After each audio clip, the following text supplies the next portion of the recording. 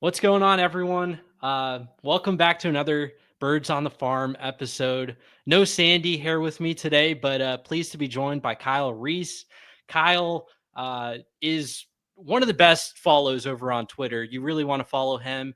You can find him over on Twitter at Kyle R416. He also writes for the Cardinals Nation and is on the Wednesdays with Walton podcast with Brian Walton.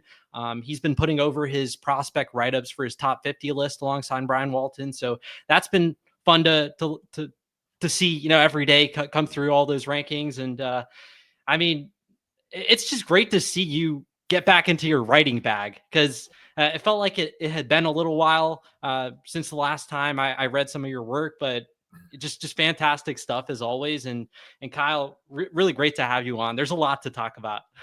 Kareem, my man, I'm so excited. Thank you for the introduction. It's, to your point real quick, it's been tough getting back into writing. I kind of told myself I was done with it, but I think what I've done is I've tried to come at it from like a storytelling standpoint rather than like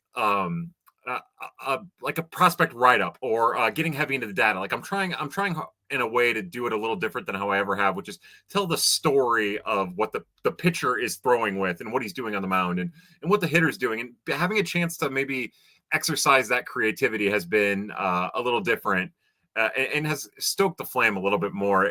You know as well as I do, sometimes writing, it's just a lot. And when you're doing it the way that Brian and I do, it's a lot. But, Brian's supportive. And I thank you for your support too, Kareem. Absolutely. So before we get into some of the news, obviously Sonny Gray gets traded to the Red Sox today. We can talk about some of the prospects, or I guess one prospect, and then Richard Fitz. But I wanted to talk a little bit about your prospect rankings over at the Cardinals Nation. So far, you guys have gone through prospects 50 through 42.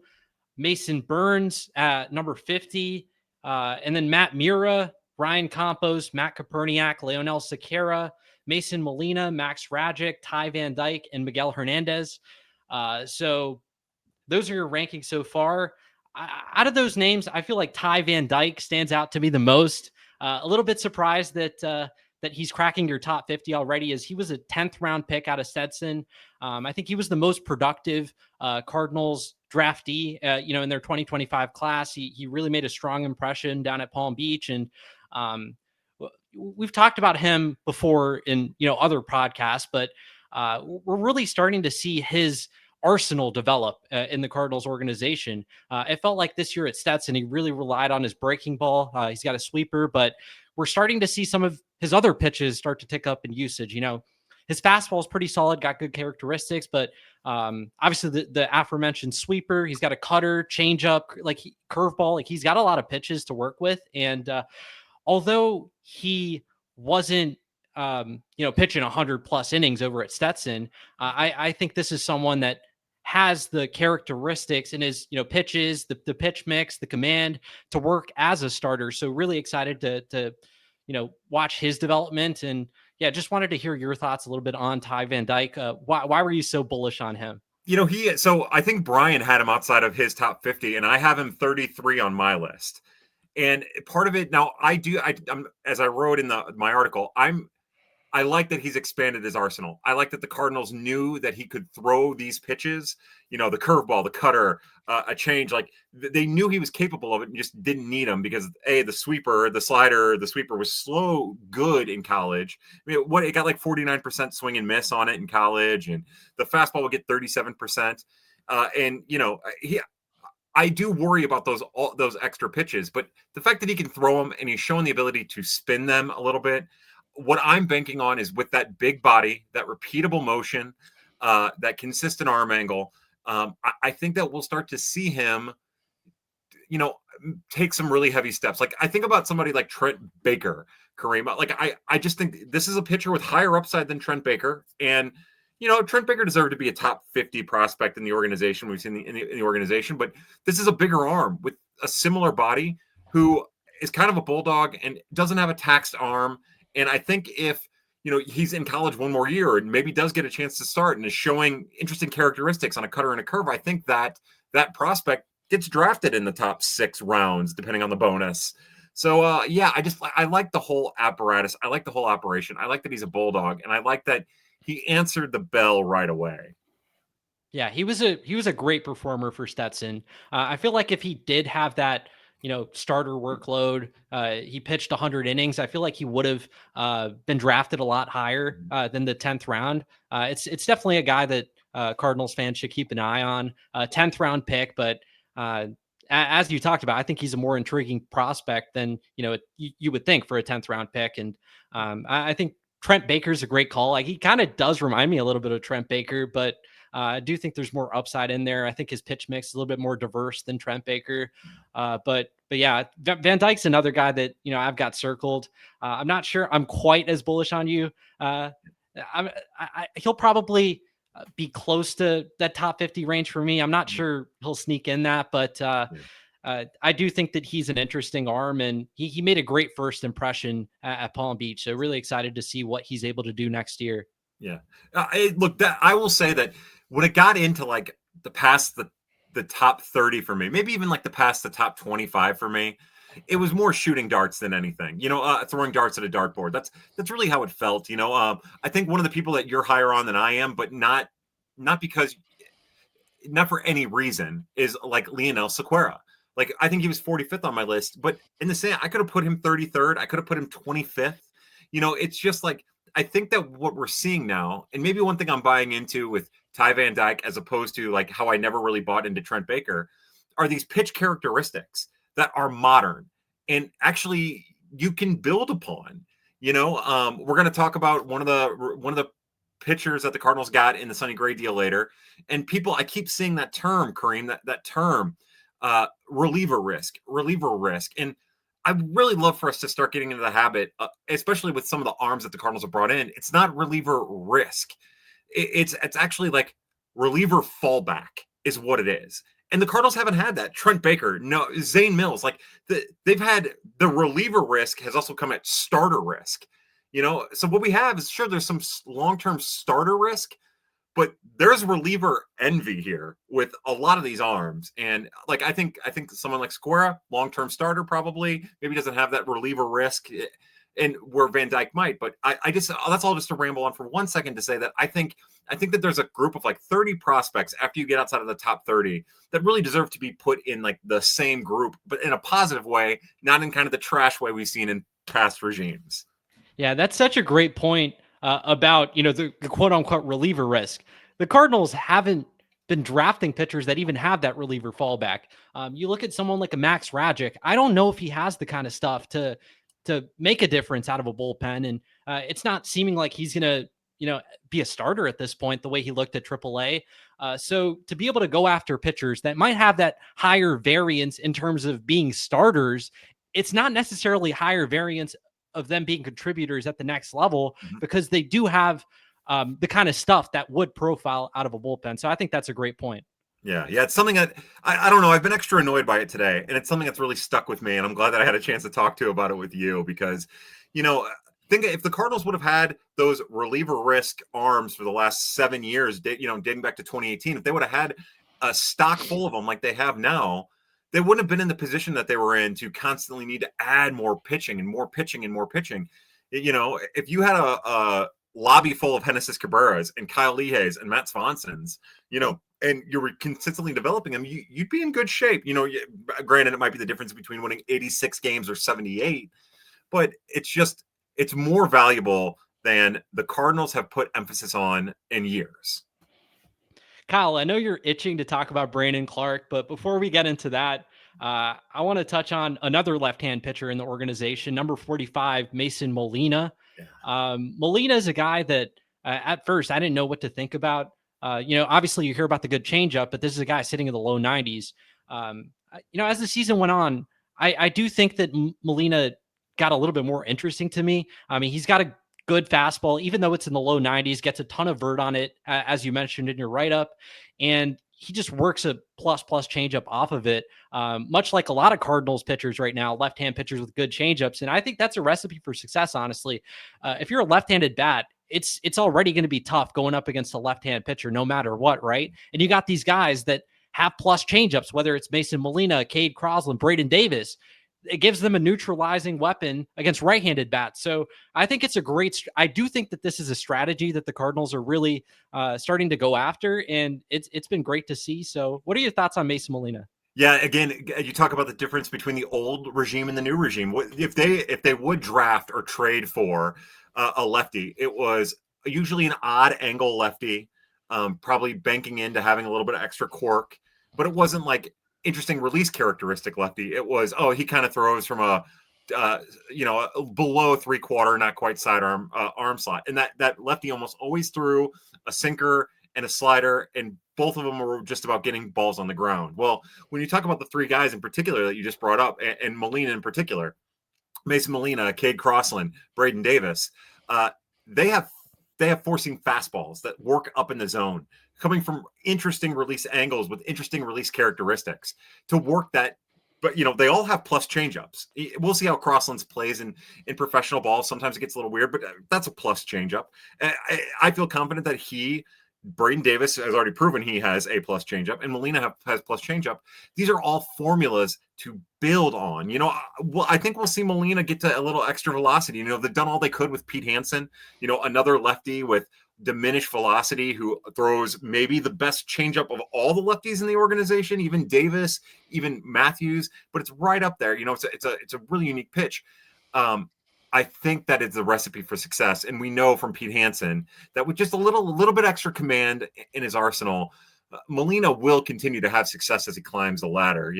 I think his other pitches too are interesting. I feel like when I watched them before he entered the Cardinals organization, they were kind of trash. And I feel like we're already starting to see the Cardinals tweak some of that. So again, probably a pitcher down my list that could very easily be way higher.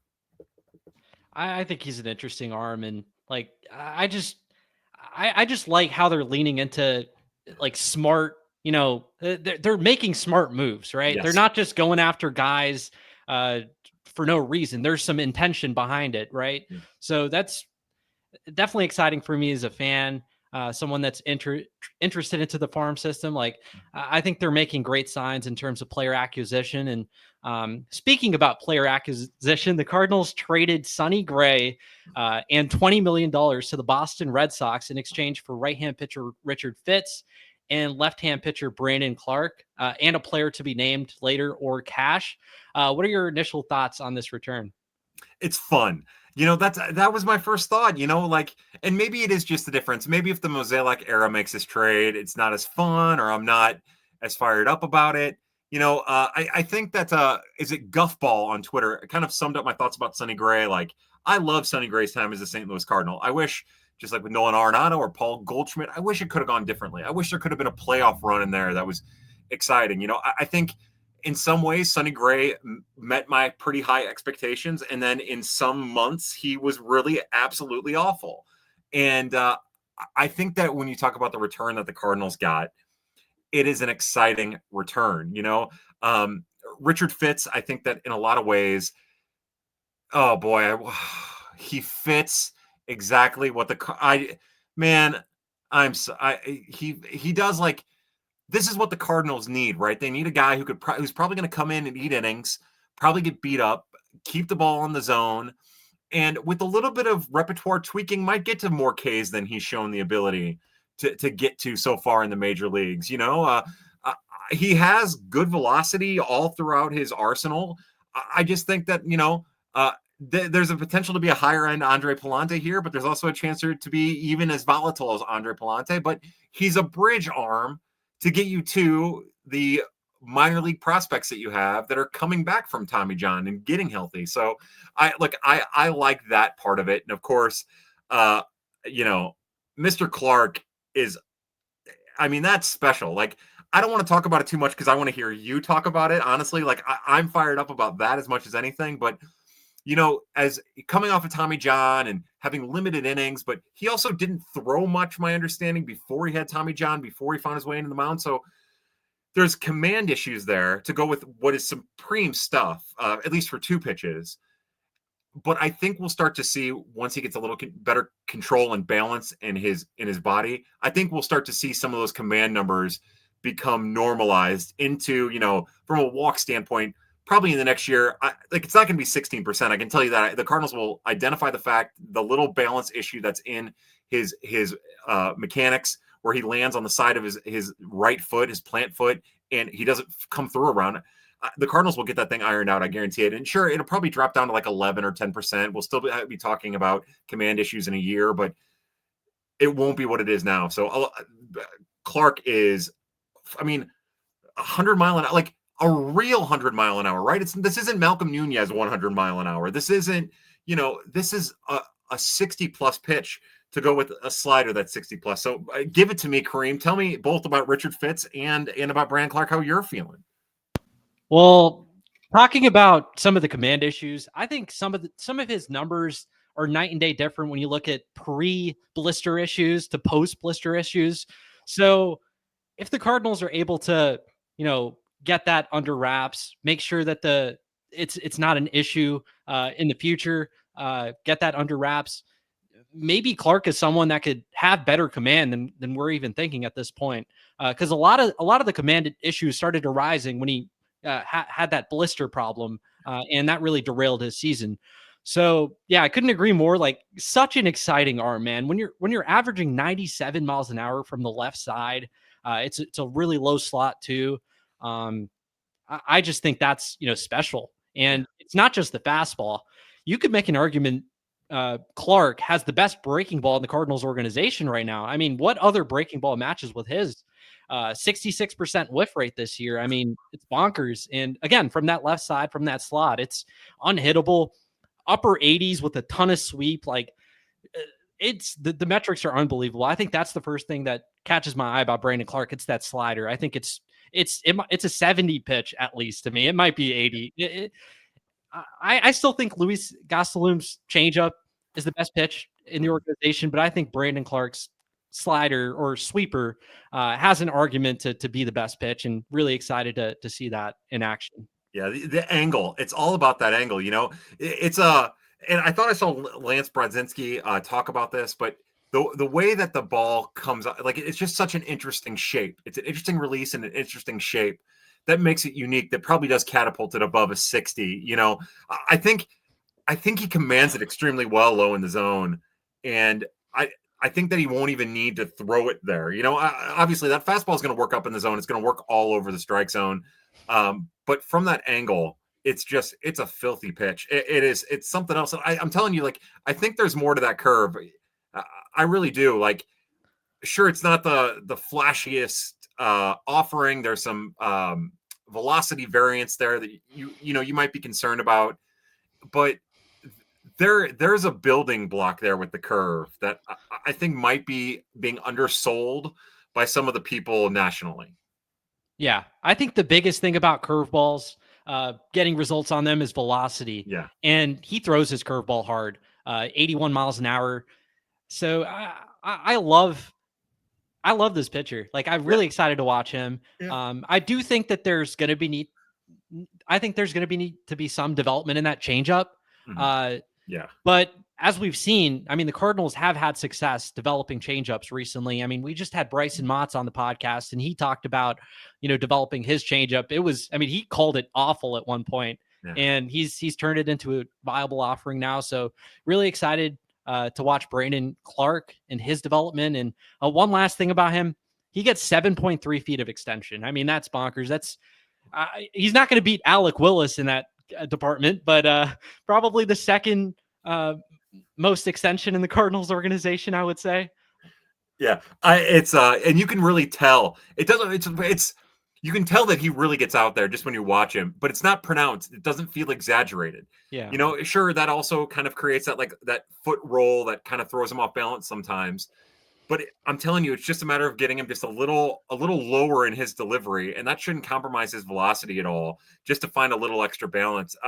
I mean, it's a whole operation, from his body structure to that arm angle. It's just so much fun to watch, and it's easy. Like, everything looks easy coming out of his arm. And I know that that's such an old school throwaway line, but he in his motion, he's very deliberate. It's a very calculated kind of like 1, 2, 3, 4, 5, and the arm stays on time. So I love it.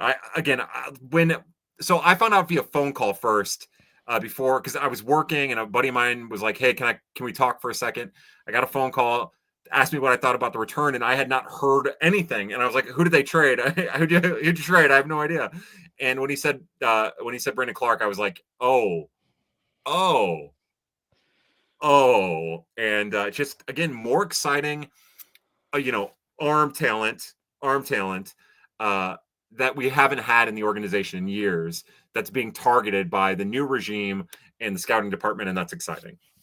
Quickly jumping back to Richard Fitz for a little bit. I do think Fitz is a solid piece in this trade, and he's going to make an immediate impact for the Cardinals. I expect him to be in the rotation, but if not, maybe could see him in the bullpen pitching multiple innings, or AAA as the sixth guy. But getting a guy back that has some major league experience, he's got a diverse arsenal. I think there is some low hanging fruit with his usage of his pitches. I think we could see the sinker usage up a little bit against righties. I think we could see him, find a little bit more success in his changeup. Again, another guy I think we could see, whether it is add a new changeup, continue to work on his current changeup, just refined it. I like the arm. He does remind me, funny enough, he reminds me a little bit of Sonny Gray as a guy that, got that cut ride heater, works the sweeper off of it. Obviously, he's got a long ways to go to be the pitcher that Sonny Gray is. And this past year for Boston, before I think he was shut down with right arm neuritis, he didn't have the best season, ERA of 5. Some of the underlying metrics weren't that great, but he's got a diverse pitch mix. He throws strikes. I think we can get excited about him a little bit, at least. Yeah, again, like he fits a need and an immediate need. And it's also a combo of what Chaim Bloom in the front office has talked about. Look, this is a move for the now and also the future that doesn't compromise the future in any way. It's a building block. And I have confidence that the Cardinals identified an arm that they felt like they could get the most out of. And sure, maybe the past regime, and not to keep banging on them, but maybe the past regime would do this, but they couldn't. And I don't feel like we're there anymore. I feel like, just like you said, they know that once he starts using his sinker, his two seam more against righties, that's going to tick up his stuff. They know that if they can get him around the changeup a little bit more, that pitch is going to be better. I'm gonna say kind of something here that probably isn't fair. One of the hot topics over the last couple of weeks has been Noah Cameron as a potential return for, Brendan Donovan, if Brendan Donovan were to get traded to Kansas City. And in some ways, results, Noah Cameron has had tremendous results, but in some ways, I think I'd rather have Richard Fitz than Noah Cameron, as crazy as that sounds, and probably isn't fair. And I'll probably look like a moron in 2 years or a year or whatever, but I just think there's more to build on here. And I think that the arm's a little livelier with more potential to do more damage. Completely agree. All right, we still got some more to talk about. Going to talk about some 40-man additions and subtractions, but before then, I want to talk about our presenting sponsor, Birds on the Farm, 314 Sports Card and Collectibles. It's the presenting sponsor of Birds on the Farm, as I said, located at 9640 Olive Boulevard in Olivet. It's open from 9 to 6 from Monday through Friday, and 10 to 4 from Saturday to Sunday. You can buy, sell, and trade all sports cards and Pokemon cards, and they have the newest selection of packs, boxes, and single cards of all local players and stars from around the league. So be sure to check out 314 Sports Cards. All right, Kyle, we've gone over the trade. This episode was going to originally be about some of the 40-man additions and subtractions. We still have a little bit of time to go, but so first off, they added Brian Torres to protect him from minor league free agency. I think among all the names that the Cardinals added to the 40-man, including all the, guys that they protected for the Rule 5 draft, Joshua Baez, Bryson Motts, Cooper Hjerpe, Leonardo Bernal, I felt like Brian Torres was the most surprising addition to the 40-man. And I honestly think it's a good addition. Brian Torres is a guy that plays a lot of positions. I think he can play pretty much everywhere. Second base, corner outfield. He's played center field. And he's not just a liability at those positions. I think he can play a solid defense, especially in the outfield. So what do you think of Brian Torres, the addition to the 40-man? do you think this is someone that could actually carve a role for the Cardinals, or do you think it's a non-factor, and the Cardinals just have space to add a guy like Brian Torres right now, and we're not going to make much of it during the season? I think I'm caught somewhere between the two. Like, I don't think it's likely that he's going to make much of a major league impact. I think maybe something more along the lines of what we've seen out of like Jose Fermin, or not Cesar Prieto, because that's a whole different beast. But like, I think that that's the most likely scenario. I will say that I think that what I like is I like him on the 40 man over Michael Ciani. I think that does more for the organization. It does more for the major league club. I wish that the Cardinals would have done this maybe not a year ago, because but he would have been more valuable to the 2025 Cardinals in a lot of ways than the 2026 Cardinals.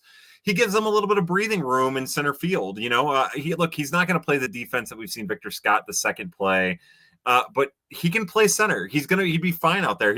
It's a little wonky sometimes, but he's going to be fine out there. And the position versatility that comes with a contact tool that is way more interesting and advanced than Michael Ciani. And like, these are the kind of guys that I actually love on the back of a 40 man, or could be the 26 man on a 26 man roster, especially because he makes solid contact and makes pretty good swing decisions and contact outside of the zone in a decent way against both lefties and righties. And yeah, look, I never know what to think about some of these older guys who, have been around, that make a major league debut and have been onto the 40 man. I don't think he's the kind of guy you build around or anything like that, but there's a major league debut in here, and a guy who should be on the major league roster of a rebuilding, retooling, reactivated team for a couple months in a season, and just to see what happens. Yeah, really excited to see how his skill set will translate over at the major league level, especially, the bat. We know that he's going to be able to play a bunch of different positions, but I want to know if he's going to be able to live with that really passive approach at the plate. He doesn't swing inside the strike zone a lot, does draw his walks. I think he led AAA in on base percentage. And when he did connect, I mean, this is a guy that's got high BABIP kind of guy, hits a lot of line drives, doesn't pop out. Like, he's going to put the ball in play where he's, going to find holes. Like, a lot of the time it's going to be singles, but I mean, that's a valuable player if he's consistently getting on base like the way he was at AAA. So I'm with you. I think I'll be a little bit surprised if he ends up carving like a full-time role or anything like that. But maybe this is a guy that gets a little bit of an opportunity, and maybe not finds his way on the roster for most of the season, but does get his fair share of opportunities in the middle of the year if they need some breathing room in the outfield or second base. So yeah, interested to see what happens there. What kind of Kareem? I don't have the numbers in front of me. I think one thing that's visually very clear with him is the amount of like barrel control he has. He's in control of his swing, and sometimes it seems like he's taking some off of his swing, or he's not much of a big exit velocity guy, and sometimes it doesn't look like he's swinging full intent, but he does control his bat in the barrel particularly well. Do the numbers kind of bear that out? Yeah, I mean, the kind of control that he has with his bats. I mean, it kind of reminds me of Luis Ariz a little bit. Aside from that, yeah, like the rest of his game, like no, like Luis Ariz swings at everything. He's not going to draw his walks. He's an awful defender, but just that barrel control, just slapping the ball everywhere. Like, there's a little bit of Luis Ariz in there. Just when I watch him, like stylistically, it kind of reminds me just when he swings the bat. But yeah, there certainly is, and eager to see if that carries over to the major league level for sure. Yeah, me too, bud. All right, so the Cardinals also protected a couple left-hand pitchers, Bryson Motts and Cooper Hjerpe. We had the pleasure of interviewing both of those guys on Birds on the Farm, more recently Bryson Motts, but I'd like to talk about Cooper Hjerpe a little bit because I didn't know if the Cardinals were going to protect him. I thought there was a clear decision that they should have protected him, and they ended up doing it, which puts a smile on my face. But yeah, obviously had Tommy John surgery last year. I recently reached out to him, asked about his recovery. He said it's going well. He's feeling dangerous, and really excited to see him next year. I imagine he should be ready to go around midseason. Yeah, I know you've had your gripes about the way the Cardinals have handled Cooper Hjerpe in the past. How do you think they should handle him in 2025? Do you think he should be starting, getting as many innings as possible, as he hasn't pitched a lot of innings, as a Cardinal? I'd imagine he gets some time at Memphis as long as he stays healthy. But or is this someone that you wouldn't mind seeing the Cardinals, play at the major league level in the bullpen? Because I think his stuff could certainly play as a major league reliever on day one, as long as he's healthy, right? Kareem, I want him in the majors as soon as I can. No, so truth be told, like it all comes down to timing for me. I would like for them, and I guess the one thing is we know they're going to be slow with him. We know they're going to be slow with all of their pitching. I would imagine there'll be some frustration, not only with me, but with you and anybody who follows, because this is going to be the common theme with pitchers in particular, where maybe we want them to be at the next level and they're not going to be at the next level because it's the right thing for them. I think we need to look at JJ Weatherholt and understand that the Cardinals this new regime is being really meticulous with how they're doing things. Like they're not going to put a pitcher in a position to fail. They'll challenge that pitcher, but they're not going to be in a position to fail. With Hjerpe, I love that guy. And there's nothing, it's tough, right? Because you and I are in the same boat. There might not be two people outside of that guy's family that love him as much as we do. But like, I just want to see him pitch. And I'm going to tell you right now, if everything is measuring right, being on the 40-man, that should not be a decision-making catalyst, but it is in this circumstance for me with him. Get him to the majors. And, if he's going to go into the minors and the plan is for him to stay in the minors all year or until the end of the year, he's got to start. He has to start. And then you can figure it out at the major league level later on. But yeah, look, I would expect that they'll bring him on slow, kind of like they did with Bryson Mounts at the beginning of this year. He'll get 2 innings, get to 35 pitches, 45 pitches, and then maybe 2 more starts like that, and then 2 more starts of 60, which drives me nuts. But I understand being extra careful with the Tommy John guys because there are so many of them, and it's all the valuable arms really in the organization. So that's my long way of trying to be as political as I can and as reasonable as I can, when really what I want to say is get that guy to the majors the minute he's ready to pitch, get him in the starting rotation, and let's freaking go. I'm with you. I'm just eager to see him pitch it at the major league level because I know how good he can be. Yeah. I think there are a lot of Cardinals fans that are underselling what Cooper Hjerpe is as a pitcher. I think he can. He's going to be an impact arm one way or another, if that's in the bullpen or the rotation, which I'm still bullish about. But we'll see how the Cardinals end up, using him in 2026. I imagine he's going to be in AA or AAA starting, but I wouldn't be opposed to seeing him at the major league level soon as a bullpen arm, pitching multiple innings. Could see him, 2-3 innings. But before we go, I want to do one last, thing. I just wanted to ask you about certain players on the Cardinals. Ooh. Do you think they stay or do you think they go? First off, Brendan Donovan. I think he goes, and I think the return will be. I've heard people say it'll be underwhelming. I know that the industry thinks that the Cardinals will get a haul from him. And it seems like when you talk to some people not associated with the Cardinals, that they know the Cardinals would be wise to ask for a lot because of the market for Donovan. So I would suspect that they'll trade him, but only if the return is exactly what they want. And it sounds like the asking price is high. But I do think eventually one of those other teams, whether it be at the winter meetings or somewhere else, won't get desperate. I don't think it's a desperation here, but I think they'll get so excited about acquiring somebody like Brendan Donovan that you'll see a team go outside of its comfort zone for that young man.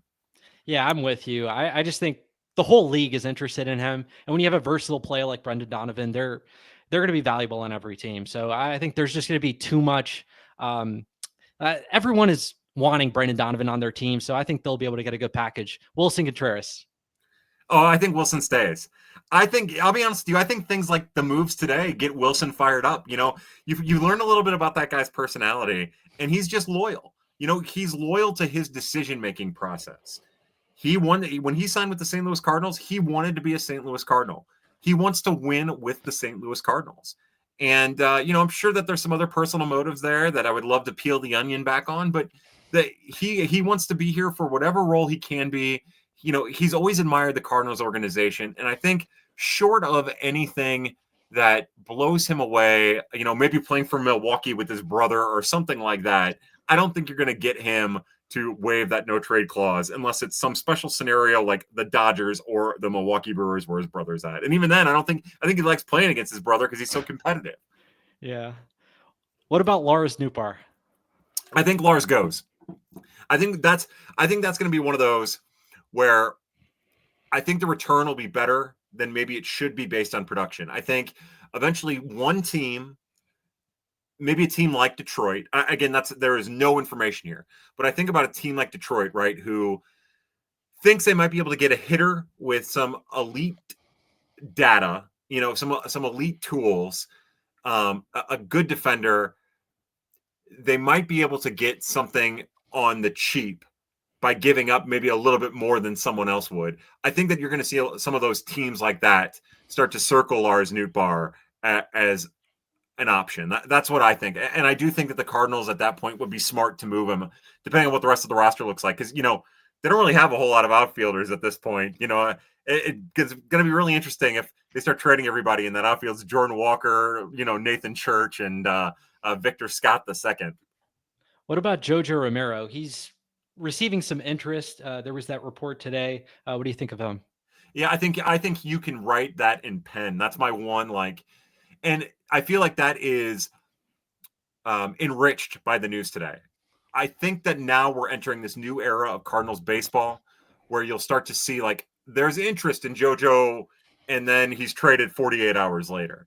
I think that there's a new level of media connectiveness that we haven't had as Cardinal fans, aside from Bob Nightingale getting a little bit of information here and there from some of the player development staff and, maybe some vice presidents of fun projects and here and there. So I do think that JoJo, I would suspect he's like the guy, right? He's the guy that I think you get into the winter meetings and teams are going to be banging. You'll find a couple teams who will get into a little bidding war for him. And it'll just be a matter of what prospect the Cardinals can find that best fits what they've been going after and, really capitalizing on.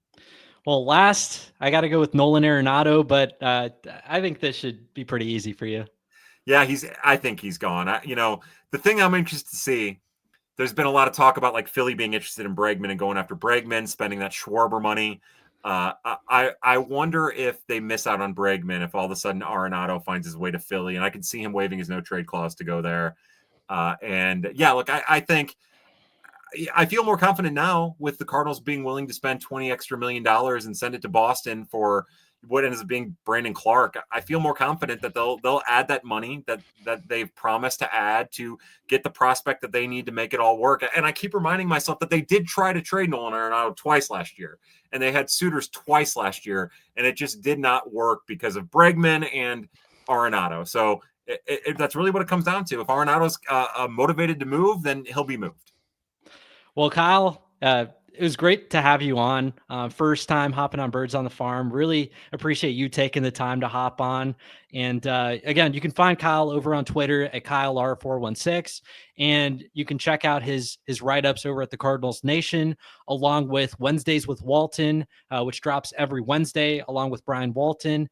Thank you so much for hopping on. It was a pleasure to talk to you. Kareem, the pleasure was all mine, man. I feel bad that I've got to cut and run. I could talk to you for another, no less than 4 straight hours about anything. So it's an honor to be on the podcast with you, and I cannot wait to talk to you again whenever that opportunity arises. Well, thank you everyone for checking out this special episode of Birds on the Farm, the 27th episode of the podcast with special guest Kyle Reis. Should be a fun off season. We'll have plenty more guests, plenty more player interviews coming. So really appreciate all the support and can't wait till see you guys next time.